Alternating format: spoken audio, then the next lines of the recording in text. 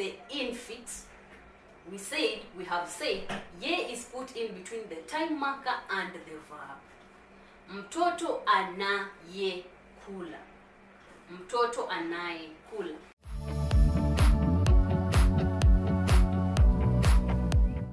Hujambo na karibu.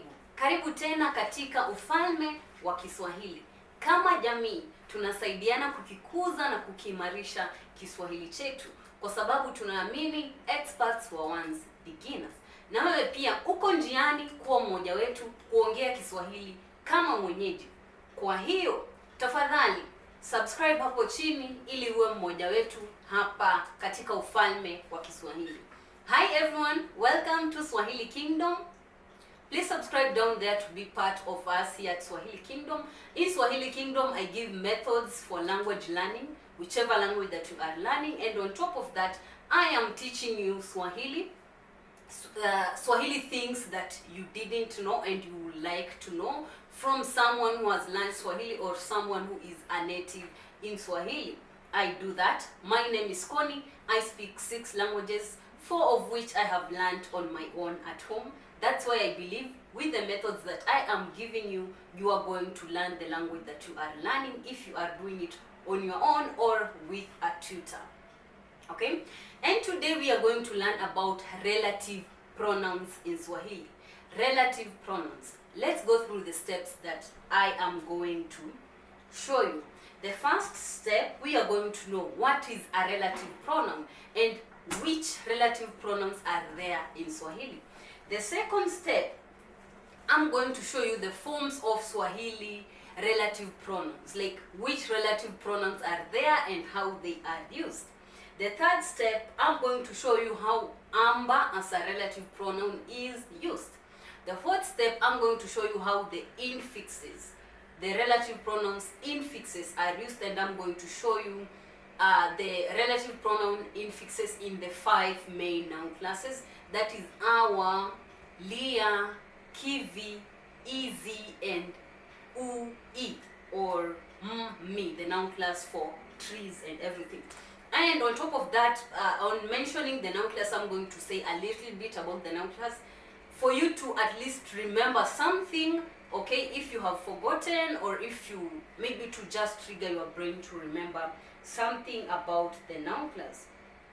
Okay, and that is the 5th thing that I am going to tell you about. And lastly, I'm going to tell you when to use Amba and when to use the infixes, or when not to use Amba and when not to use the infixes. Because Amba together with the infixes, they bring the same meaning. That, the relative pronoun, that, which, okay, they bring the same meaning. But there are some places where you can't use Amba and there are some places you can't use the infix. So we are going to know about that. Let's start our lesson for today. So what is a relative pronoun in Swahili? A relative pronoun is an infix. Let me say an infix, because in Swahili it is an infix or a suffix that is put in a word to make it complete, to show that. Okay, for example, let me give you an example for it to be clear. I'll give you an example in English. For example, if I say the book that is read, the book that is read, that is the relative pronoun because it is showing the book that. Okay, kitabu ambacho. So in Swahili we are going to use the relative pronoun cho because kitabu is in the kivi noun class. So we are going to say kitabu ambacho kimesomwa, the book that is read, kitabu ambacho kimesomwa. What if I want to talk about a child who is in the our noun class? Let's not use Amba. What if I want to say the child who is eating? In Swahili I'll say mtoto anaye kula, mtoto anaye kula. Or if I want to use Amba, I'll say mtoto ambaye anakula. Okay, so that is the relative pronoun, okay, in Swahili. So number 2, we were to talk about the relative pronouns that we have in Swahili. I think you now have the clue of which relative pronouns we have in Swahili because of the sentences that I have made in the beginning. Okay, so we have Amba, Amba, Amba. Okay, so Amba is followed by a suffix of the noun. For example, let's say the child who is eating. Mtoto, mtoto is the child. Mtoto is in the our noun class. The our noun class uses ye in singular and wa in plural. Ye in singular and wa in plural. We are going to talk about noun classes, infixes and suffixes down on the fifth point. Okay, so the our noun class uses ye in singular and wa in plural. So you are going to say mtoto, and then you put amba, and then you add the suffix ye to become ambaye, and then you put anakula. The child who is eating becomes mtoto ambaye anakula. Mtoto ambaye anakula. What if you want to use the ye as an infix? What if you want to use the ye as an infix? If you want to use the ye as an infix, the ye is usually put in between the time marker or the tense marker. I call it the tense marker, but it is the infix that marks time. For example, you have li for the past tense, na for the present tense, ta for the future tense. Those are the tense markers.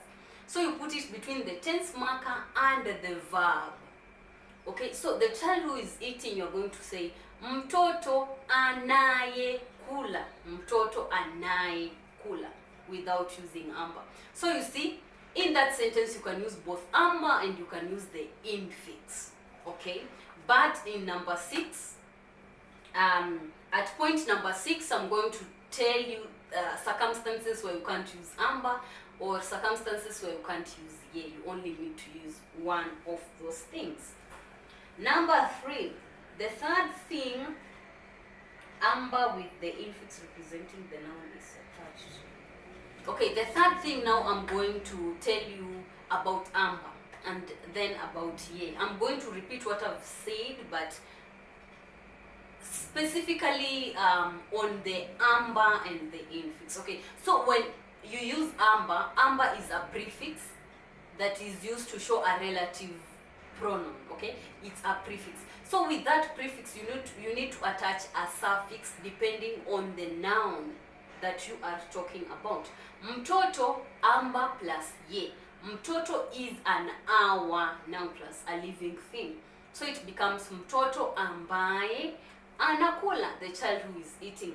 And when we go to the infix, we have said ye is put in between the time marker and the verb. Mtoto anaye kula. Mtoto anaye kula. Okay, I have a question. What if we have an infix of another person? For example, when you want to say I love her, you don't want to mention the person, you're going to say nina mpenda. So the infix is showing the person, her, nina mpenda. What if you want to add an infix in such a place? You are going to say ni na, then you put the infix, okay, the infix for the relative pronoun, and then you continue with and then penda. So it becomes ninaye mpenda. But you can say as well ambaye ninampenda. Okay, so you can do it both ways. But as I said, at the 6th point, I'm going to tell you where not to use amba and where not to use the infix. Okay, now let's go to point number 5, where I'm going to show you the noun classes and the infixes or the suffixes that they use.